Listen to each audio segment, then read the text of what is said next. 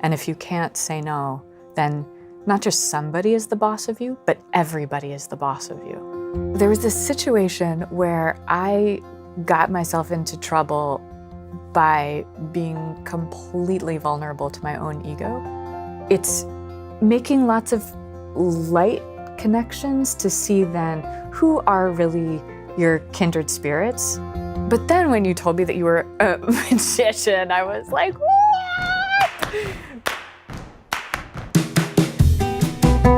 Hey, Brian Miller here, and welcome back to One New Person, the show where we take a closer look at chance encounters to remind ourselves that every interaction is meaningful and every person we meet is important. Today's guest was my chance encounter of a lifetime. Literally, Zoe Chance is a renowned expert in influence and persuasion techniques and an assistant professor of marketing at Yale's School of Management. But my audience knows her best as the I like your hat lady. The story of how I met Zoe is very public, but in case you haven't heard it, here's the short version. We met on a plane, sitting next to each other, strangers, when she opened a conversation with me by saying, I like your hat. I had no idea at the time that those 4 words would change the course of my life forever. I'll leave a link to the full story in the show notes on onenewperson.com, along with tons of related links and bonus resources. But more importantly, the following conversation is bound to be one of the most impactful and meaningful 45 minutes you ever spend. Zoe and I get into the nitty-gritty of the power of no, how to say no, why to say no, and why saying no may be the most generous thing you can do. We chat in depth about how to influence others in a way where both people come out ahead. And of course, Zoe shares her story of a chance encounter with lasting impact. It's awesome. Oh, and as a bonus, just for you, we finally get to hear her side of the I like your hat story. And yes, it's the first time I heard it as well. So sit back and please enjoy this epic season 1 finale of One New Person. Zoe, I really appreciate your time. Thank you so much. Yeah, and just to set the context, like I like to do, we are actually sitting in your office at Yale, which makes me feel super fancy. And I can't help but admire the massive wall-mounted bookshelves. This is like, I aspire to have that many books just staring at me at all times. It's so exciting, including so many books that I know and love up there. And do you see your book up there, right under Cialdini's Persuasion? I do see it now. Yeah. Oh, that's so nice. I appreciate that. So I just want to start here. Your website, and I have to read this so I get it right. Your website says, you study persuasion and decision-making to understand how people can lead happier, healthier, and more fulfilling lives. But the course you teach at Yale is called Mastering Influence and Persuasion, which kind of makes it sound like I'm going to be a supervillain con artist when I come out of it. So can you help me understand what you actually teach and what you actually research? Well, if you want to be a supervillain con artist, Brian, you could totally get that from coming to my class. It would equip you if that's your goal. And also, if anyone wants to be a supervillain con artist, I have a lot of faith that you could do it.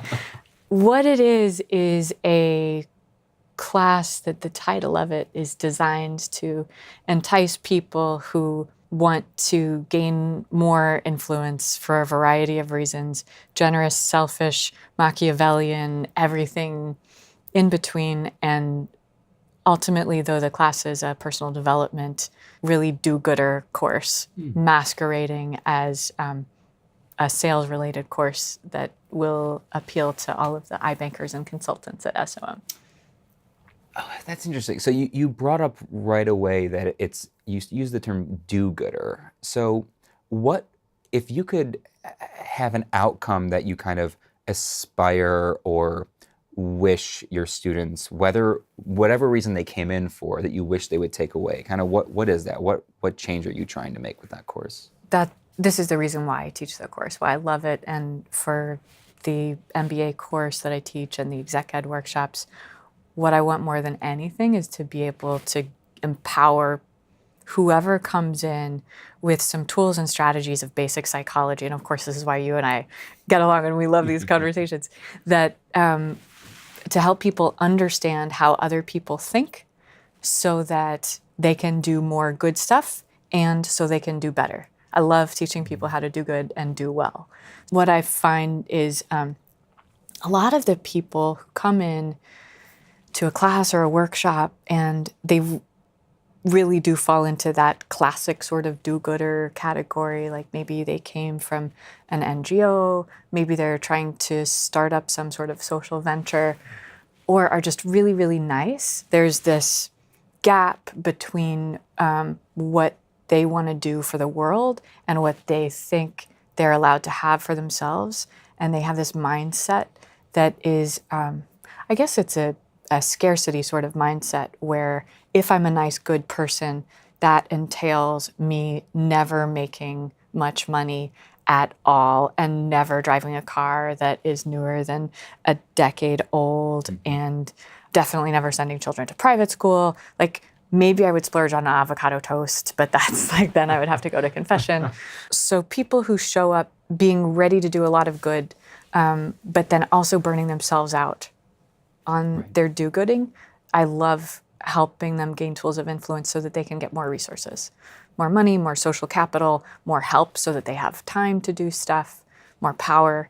And then people who show up because they came to business school, because they want to make a lot of money and they want to have a lot of power. And there are plenty of those people and they're not bad. They're just here instrumentally. The course, the MBA course, has a lot of opportunities to think about the impact that you can have, and then we do specific projects that are fundraising and doing favors for people, giving gifts to people, writing thank you notes. The generosity part of it is baked into the assignments for the class. That generosity component, especially the practical application of that writing thank you notes and that sort of thing, that is something that I feel like some of my mentors and my heroes were telling me when I was first starting my career in magic. But I started young, 16, 17, and I didn't get it then. And boy, oh boy, that's a thing that like some of the younger magicians that I've been mentoring or trying to help, I've been trying to bake into them so early, which is I wish I understood the power of saying thank you, like in a tactical way, not just saying thank you. But how do you teach them about that? Like, what do you tell them to do? It's interesting. The thank you note, the physical kind of card in the mail, it feels so outdated, right? It feels like, but because it's so outdated, when's the last time you got a thank you card in the mail? I mean, it's yesterday. Yesterday, really? Well, so people love you. So No, my friend Christy's amazing. Right. Okay. So you have someone in your life who does that. I'll for me, it's probably a handful of times a year, and it was more when I started my career. I used to get thank you cards from clients, and usually you think of I would want to send a thank you card to my client. Even if you do just say thank you, remember to say thank you for bringing me into your event. Thank you for bringing me, especially like I tend to work at these really intimate, people's 50th birthday parties with just the 15 family members and then you, and you're a stranger, and the fact that they've opened themselves up to invite you into their world for a few hours it's so intimate. I really feel the need to say thank you for trusting me in your world. And so I think that generosity mindset is either it's coming back or it needs to come back in a big way. And I think the people who are doing it are going to win. I totally agree about the people who are doing it winning. And there's a lot of research backing that up too. Did you see Adam Grant's TED Talk or read his book on give and take? I'm a big Adam Grant fanatic. Me too. He's fantastic. And the tactical part of generosity operates a lot through reciprocity. Yeah. Right? And so when people like you and I and many of our friends meet each other and we recognize that what we're about is seeing what kind of good, positive impact can we create on the world. And then when we help each other, we're just multiplying that positive impact, right? And you and I are also not going to just be these self-sacrificing martyrs, right? That's that's I think the hardest thing. I think that goes back to what you were talking about earlier, which is the kind of really good students that come into your course. I think teaching them that they can get more without just being a doormat. Yes. Yeah. Our first challenge actually is saying no for 24 hours. Okay. So that is so funny. I had a question about that scheduled kind of for the end of our conversation, but since you just went there, we're on the same wavelength here. Because I know you personally and not just professionally, I know that you made last year and this year kind of your year or so of no. You kind of publicly, you put that out on your... I had November. It was 1 month. November, okay. But November was a thing, yeah. So you had a month. So where everyone else was not shaving, you were saying no. What is the power of no? It's really, I love that question. It's really hard to imagine what the power of no is that's anything different from the power of yes. And that's anything different from power. It's the ability to take your life and decide what it's going to be. And if you can't say no, then not just somebody is the boss of you, but everybody is the boss of you. So being able to say no to me is saying I am the boss of myself. And by saying no, I get to decide what I say yes to. And I completely agree and have parallel experiences with you where I work with corporate clients and those jobs and working here. I love my job at SOM and it's great working at a business school. And then I get to go and teach last week some people who are working on climate change. And I didn't even want to ask them for their budget to have me come out and teach them influence. I just want them to use my time and expertise and all of their resources to just go save the world. Yeah. Yeah. So I guess that gets to the question I wanted to follow up with, which is then how do you reconcile that power of saying no and choosing for yourself what your life is with the mindset of generosity? How do you do those two things at the same time? Yeah, that's so perceptive that this is a paradox and a thing that comes up immediately when I'm teaching influence, and also because we start with saying no. The reason even more why we start with this challenge than the obvious thing that I teach all of these really nice people and they really need to say no in order to be able to actually accomplish the things that they want to do is that when we are uncomfortable saying no, I find this just maps out to being uncomfortable having other people say no to us. So when I'm teaching influence, in order to be influential and have other people wanting to say yes, they actually have to feel comfortable saying no. And that means we have to feel comfortable. Like if you're gonna ask somebody for something, you can't pressure them because then their inner 2-year-old is like, you're not the boss of me, and they have all this resistance, right? Yeah. Yeah, so if you, definitely anytime you've ever asked me for anything or invited me to do anything, there's always zero pressure. It's just like, hey, like, here's this idea. Like, what do you think? Would you like to? And I feel 100% just invited to do whatever is good for me, right? You're like, I'm very we'll grateful be that you... friends if I say no. Like, it's never a problem. Yeah. And so I'm always like, yes, whatever you have going on. You have a podcast? Yes, let's do it. Well, right? no, I really am grateful for that because I went through, we kind of paralleled last year. Last year I burnt out. I finally hit it. I really hit the wall. And kind of beginning of last year, the year previous, so probably 2017, that year was the busiest and at the time most successful year of my life, my career, being self-employed, as two tend to be the same. And I made more money than I had ever imagined. The 16-year-old that says, I wonder if I can make money doing card tricks. It was bananas, and I was miserable the whole year.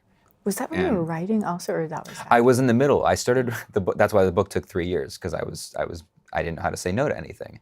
And I kept saying yes because I couldn't believe I was getting so many opportunities. And I remembered not so long ago when I sat at home all day just wishing the phone was ringing. So I was just saying yes to everything.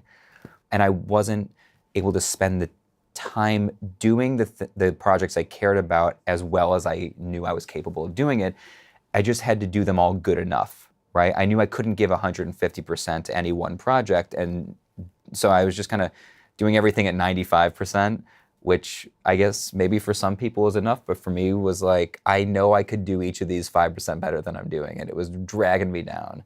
So last And year... probably other people were totally stoked with what they got from you, but it sounds like it felt crappy for you. Yeah, the reviews I kept reaching out to my kind of team, my agents and stuff, like, hey, did you hear from that gig? Like, were they happy? Oh yeah, they were thrilled. They loved it. They did this. I'm like, all right, well, I'm glad they enjoyed it. But I was getting frustrated with my own work and the quality of my own work, and that's not a good place to be in. And so I knew I wanted to finish my book.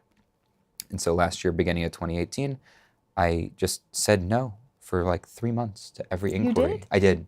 I turned didn't down, it was incredibly stressful turning down that much money, self-employed. Don't know if I'm gonna, what if saying no to all these opportunities means no one ever calls me again?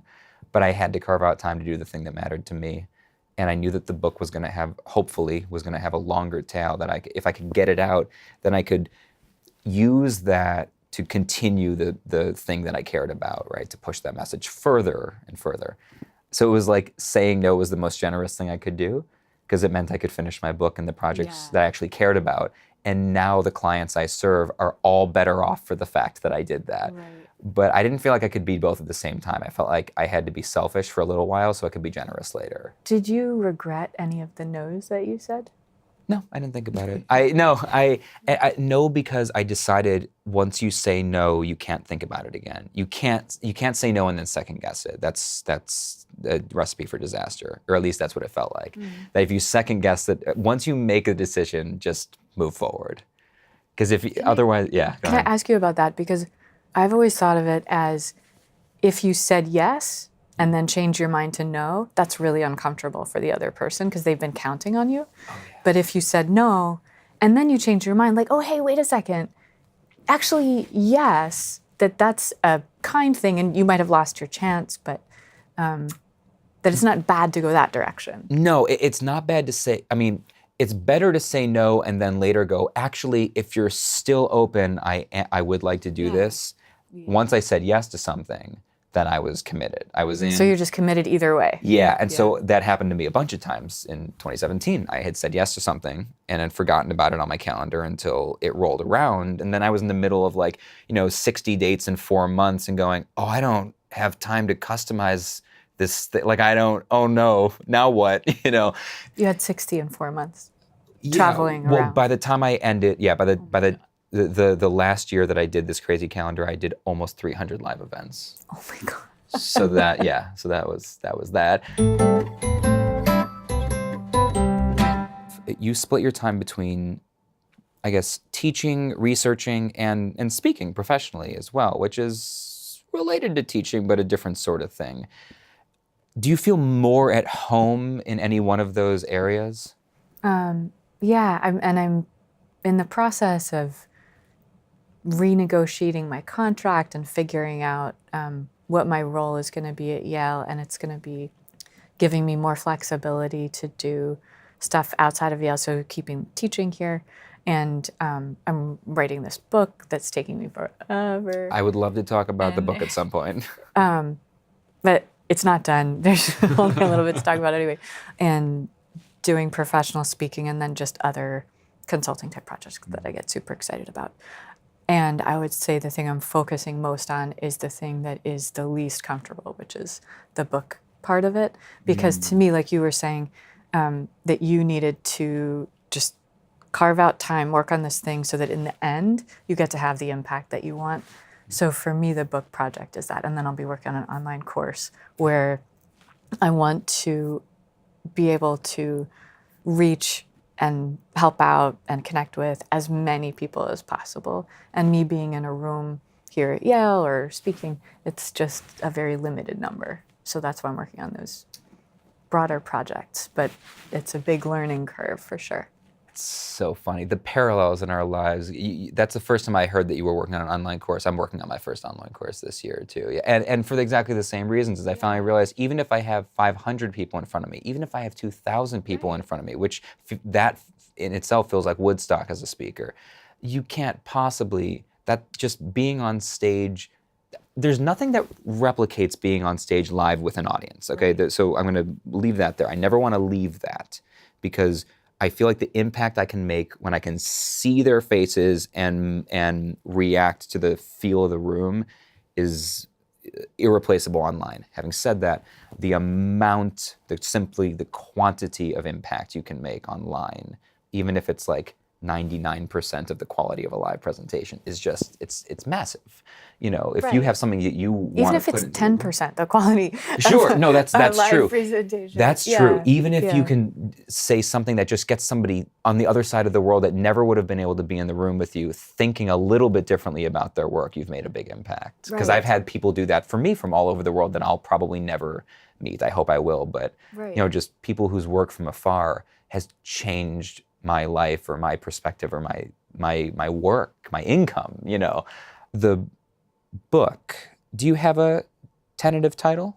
I have a working title right now, but I really want to change it. And then if I say the working title and I hate it, but that's how it actually comes out, I'm just going to pause here. The topic of the book is influence for nice people. I don't know what the title is going to be, if that's going to be the title or if it's going to be something more juicy or exciting. Sounds like a subtitle, doesn't it? Yeah. And it's my agent's title. My agent Allison is Canadian, and it's this perfectly Canadian title. I love her, right? I think it would be a bestseller in Canada. Oh man, that's so funny. You could sell it in Tim Hortons.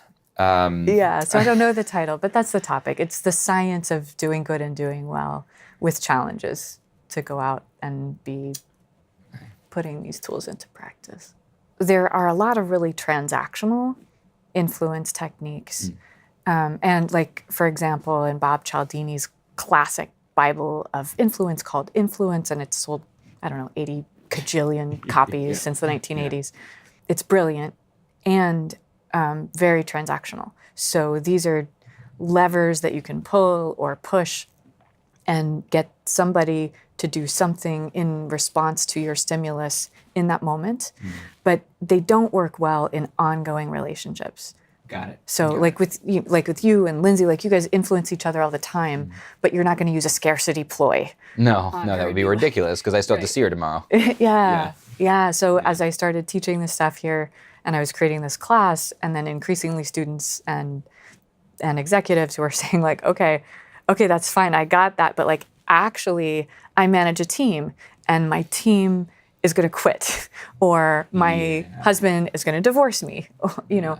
And the kinds of influence techniques that are comfortable to use in our personal relationships and collaborations are different from these transactional techniques.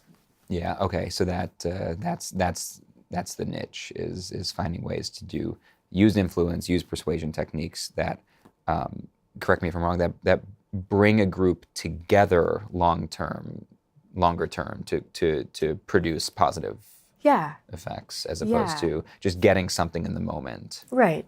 And so even if, we're negotiating a business deal and there's money moving around, and even if it's a zero-sum game where it's a price of something that you and I are going to negotiate, everything more for you is everything less for me, we can do this in a way that both of us will still feel like doing another deal again together in the future. Okay, so that makes me think of Steve Jobs.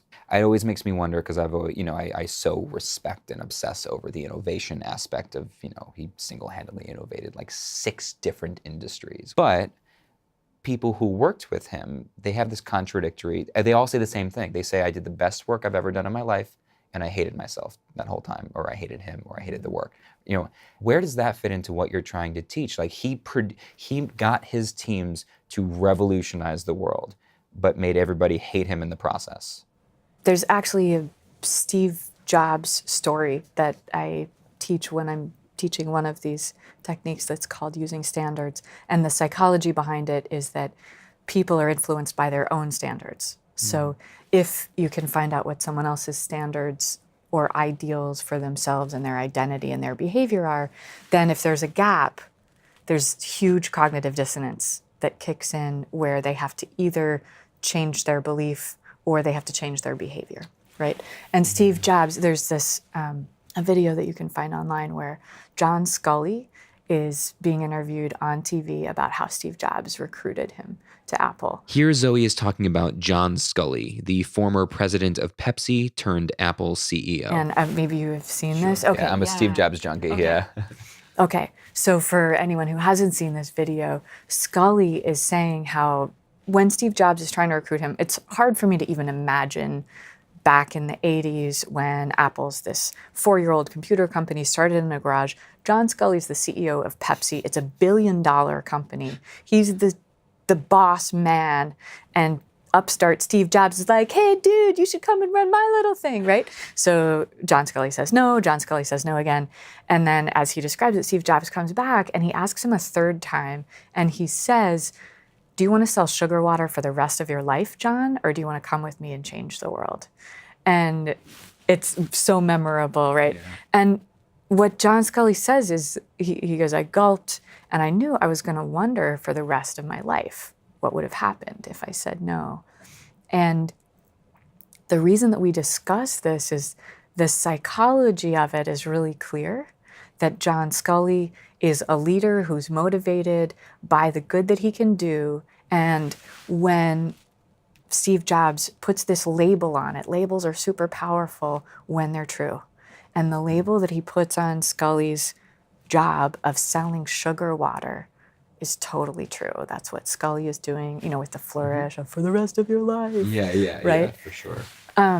But when Steve Jobs did that to John Scully, he poisoned John Scully's job forever. Right. And that's one of the many, many examples of what you said. He got people to do great things, but at the cost of hating themselves. Yeah. So this is presented as this inspirational pitch of like, come with me and change the world. But he was really twisting the knife in Scully's gut and saying, you have to come with me or hate yourself forever. Not to put you on a quick thinking spot, but But to do that, and people always do it when they say not to do this. But. Yeah, but to do it anyway. But I'm totally going to do it. I just said not to do. No offense, but you're really ugly and fat. What was I going to say? Oh, if you could rewrite that conversation and have Jobs still get Scully to come over, but not in a way that makes him hate himself, how would you teach a student to have that conversation? What would you say instead to bring them over? Well, that's presupposing that Scully should come over, and that's actually where Steve Jobs and I diverge. Mm-hmm. The whole problem with that scenario to me is that he was coming back in this high pressure pitch after John Scully, who should be the master of himself, has said no, and he has said no again. And it's not that there's anything wrong with asking after somebody says no, right? Mm-hmm. But there's something wrong with pressuring someone after they've said no. Got it. So maybe, and you'll tell me if I'm wrong here, but maybe the answer then would have been that Jobs ought to have not been asking Scully, but asking a different CEO whose core value is aligned better with Jobs. Yeah, and we don't actually know that Scully was instrumental in the world changing, because Steve Jobs is the guy who went down in history with all of the glory about it. The whole purpose of this show is chance encounters and the lasting impact. All of my, fans, subscribers, followers, anybody who's ever seen me give a live speech in the last couple of years or has read my book knows how meeting you just by a fluke so dramatically impacted and changed the course of my life for the better. And I'm so excited that I actually get to give you an opportunity to talk about someone who may have impacted you in a way. So do you have a story that comes to mind of someone you kind of randomly met out there in the world that really made an impact on you? There was this situation where I got myself into trouble by being completely vulnerable to my own ego when I was first invited to speak. So I had given a lot of talks at academic conferences, but nobody was reaching out to me when I was a postdoc and saying like, hey, postdoc Chance, we need you. And this industry conference, it was health and wellness, HR sector conference, asked me to come and present some work that I had done with a health insurance company on helping people make healthier choices using behavioral economics. So this was an ask that was flattering, and I was glad to say yes and go talk to real people and have the possibility of having the work I was doing in academia actually potentially nudge the needle in the real world. That was fine. But then they said, by the way, we want you to give a 75-minute workshop, which for me was a lot because I had zero material. And we love, love, love you so much, Dr. Chance. You are such a genius that what we thought would be really great is if you would teach another 75-minute workshop on social influences on health. And I was like, oh, who, me? Oh, shucks, sure. And then it's like, and that's 6 months in the future. It's a week or two before. And Brian, I think that I don't know anything about social influences on health. I know nothing, literally nothing. I had read a book by Nick Christakis, who's now my colleague here. It's called Connected. Anyone who wants to know about social influences on health, this is the book you should read. But that was all. So I'm talking to my coach, Mandy, who's my compass. And I'm complaining that I'm going to have to spend probably 40 hours preparing to give these 2 sessions and learn the things that I don't know. And her magic question for me is always, what would it take? And she said, okay, first of all, Zoe, what's your outcome for the conference? And then we'll figure out what it would take. And I was like, oh my God, I should have said no. I wish I could say no. Can you say no? No. Because I'm in the program, it'd be a super jerk move.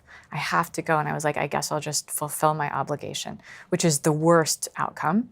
She's like, okay, let's have a better one. What else could it be? And so I said, what would be motivating for me to spend these 40 hours? I guess it's industry people. What I really need is an academic job. They can't do that, but potentially some amount of consulting could come out of it. And she gets very specific, okay, what's an amount? What's a number? And I said, it can't be something that takes over my whole entire life, but something that's a lot of money, let's say $50,000. And she's like, all right, what would it take for you to get $50,000 out of this? And I said, oh my God, well, I don't have business cards. So I placed a rush order for business cards. And then I don't need to bore you with all of the steps of preparation, but what I had been planning to do to prepare for this was, it wasn't going to get $50,000 of consulting because it wasn't going to actually serve anyone for me to show up just trying to fulfill this stupid obligation. So I figured out how I could deliver as much value as possible and find out what would be useful for people to know, during this time that they spent with me. And so I ended up giving these workshops. They went great, but after the first one, I still hadn't finished preparing for the second one. I had a lot more work. And this woman stops me in the hallway and she's like, Zoe Chance, we need to have breakfast. My name is Michelle. I'm from Google. I loved your talk. And I was like, bye. I gotta go. I need to prepare for my second talk. And then I'm walking down the hallway, and this was where I changed my mind after having said no. And the thing went off in my mind that's like, oh yeah, that's right. What was your outcome? It was consulting. She said Google. Google maybe needs consulting. And I turned around and I was like, wait a second, Michelle. Yeah, totally, let's have breakfast. So we had breakfast. And then from that moment so I should have said no, but I didn't. I followed through in trying to turn something good out of it. And then I said no when I shouldn't have, but I got to change my mind, where there's no way that Zoe and Michelle should have ended up having breakfast that day, but what came out of it ultimately was a 6-year-long collaboration between not just Zoe and Michelle, but Yale and Google, and we got to have research publications jointly with her colleagues and my colleagues. We got to have students doing consulting projects and students getting jobs out of it. Michelle and I published with our colleagues in Harvard Business Review, and our behavioral economics framework that I created with my colleague Ravi Dar here at Yale was used at Google to form their food guidelines to help these people make healthy choices. And Michelle is my good friend, and we went to San Diego together after she left that job to go to another job at Google. And like you, like she's my real kindred spirit, that randomly we connected. And there are all of these random meetings that you have with people that usually they don't go anywhere, but then there's certain people that you're on the same wavelength and you have similar values and similar goals, right? Yeah, And then those just, they can light you up and last for a really long time. When I share this story in class, it's as I'm teaching this negotiations framework for preparing when there's some opportunity that you ask yourself these value creation questions. And this is part of the doing good and doing well stuff, where you ask, how could it be even better for me? And how could it be even better for them? And who else could benefit? And, I won't go through the full debrief of all of that, but it was starting with a small opportunity for Michelle and me to work together, and then just blowing it entirely out of proportion to benefit as many people as we could. I think way more of our daily interactions could go like that if we were open to it. And I think we're mostly not, even though I spend my life kind of preaching it and talking about it, writing about it. I'm sure you and I are just saying no to everybody. Yeah. They're like, hey, you want to connect, Brian? No. Hey, you want to connect, Zoe? Nope. That I did kind of, I don't want to say screw myself, but being the guy who made human connection their expertise, every time someone's like, you want to get a coffee? I can't be like, no, and also buy my book, Like, I kind of ended up taking way more calls and coffees than I probably should be. But having said that, simply being open, you just wonder like how many, even just of the transactional interactions, here's a couple of bucks, give me a cup of coffee, even that, you have no idea if you had been present or if you had not had your headphones on that day, or if you had, things like that. We could be like 90% of the time more present with people and more I could, open. for sure. Yeah. Yeah. Can we just, I just talk about when you and I met at our chance encounter? Please, because I'm guessing your end of it was very different from mine. I would love to hear this. It was so funny hearing you talk about this and read about it, and like your side of being grumpy, tired, whatever, like hat on, headphones on. Such a bad mood that day. And I'm just like hanging out at the airport. Oh my God. Here, Zoe had a shocking realization. Was that? Honestly, I thought she'd seen a ghost. No way.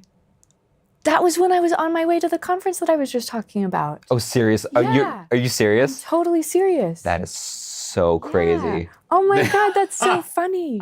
Okay, that was like the best week of my life. That's crazy. That's so funny. So anyway, I'm all prepared to be in a good mood for that conference, I guess, because Mandy had helped me with that. And, you're just waiting around at the airport, and there's just all of humanity at the airport. And I just noticed, like, the dude in the cool hat, and it's early in the morning. And not only does nobody wear cool hats and decent, like, whatever you were wearing was, like, nice-looking clothes. And you looked like this hipster going to some like Brooklyn club where they might play dance klezmer music within some electronic beat, and totally noticeable. So funny. But like, I'm not going to bother you in line being like, hey, I'm a creep, we should be friends, right? And I definitely didn't like feel like we should be friends just because you had a cool hat. But when we sat together, I was like, oh, that's the guy with the hat. Fun. Hi, guy with the hat. But then, and you were just like, you were chill, and I definitely didn't want to bother you, but like, I was expecting to talk to you for 30 seconds, and then we each do our thing, and I prepare, I guess, for my conference talk. Yeah, right. But then when you told me that you were a magician, I was like, what? Because you finally belatedly believed me, but I'm a huge magic fan. Yeah. And we talked about Darren Brown, and you could tell that I was a magic fan because Americans who aren't magicians, they don't know about Darren Brown. Yeah. Right? Second you said Darren Brown, I was like, oh, you're actually a magic fan. Yeah. And this is why I ended up eventually having you come when you finally said yes to come and perform here at Yale, and why we connected. That the reason that I love magic is that I have had no other experiences in my whole life of being this huge fan of influence and persuasion, right? Of human beings who have mastered this to such a degree and taking so much intention and so much practice to understand human psychology of there's perspective taking, and there is this transactional how to elicit a reaction, but there's also this, the magic is in the willing complicity of the person in the audience to be fooled and deceived. And it's just this whole level of what looks like it's going on isn't going on, and you're in it, say you're doing sleight of hand or something like this, reading my mind and predicting where my mind is going to go, so that you've set up this thing where you're distracting me, where I'm looking where I'm supposed to look, but not where the real thing is going on. And you have this patter that is taking a different direction than attention. So anyway, Yeah. I was so stoked. And then you said that you were a mathematician and a philosopher, and you're delivering this lecture on the Wizard of Oz. Do you remember? Oh, that's right. That's what it was when you came came I out. speak at academic institutions. Yeah. So the connection of, I was super excited when we met because I got to sit next to a magician and ask magic questions and talk about psychology and the overlap between psychology and influence and magic, right? You were clearly the person, like, not just out of everybody at the airport, but everybody in the state that I would have connected with most and been most excited to sit with. And obviously we're friends many years later, and we've done a bunch of fun stuff together. I think that, and the same thing with Michelle, my friend from Google, who I adore, it's making lots of light connections to see then who are really your kindred spirits that you're going to have a lot of overlap with. And with you and with Michelle, in these relationships, we've gotten to have the blessing of overlapping professional and personal relationships, right? And that's just rare. Like, that's going to be rare. Yeah. But we can have lots more sweetness with lots of people that we meet all the time. It's so funny that you were so excited. I thought I was just, the whole flight that we were talking, and we talked for literally the entire flight, touchdown, or takeoff to touchdown. I just remember thinking, don't say anything stupid. This is a very, very smart person from Yale. just don't make a fool of yourself, Miller, And when you said, I'll whatever, I really thought I was never gonna, what are the odds that I ever hear from someone like you were a Yale professor, I was just some magician. Like, that's how I felt. And the fact that you stayed in touch has been one of the, that we've become friends. And I brought Ripley to your show. You did. As well, museum. Yeah. Really fun. That we've become friends besides kind of occasional colleagues and co-conspirators and whatever else has been just such one of the just true blessings of my life. So I really, really appreciate it. Right. Yeah. Thank you for taking the time. Thank you for saying yes to this. And I will, I'll let you get back to your very busy schedule. Love you, man. Before you go down the persuasion rabbit hole that is the modern business section of Barnes & Noble, here are a few takeaways from this episode. First, we don't have the power to say yes unless we have the right to say no. Saying no is not selfish. We're of no use to anyone if we're not masters of ourselves. Say no early and often.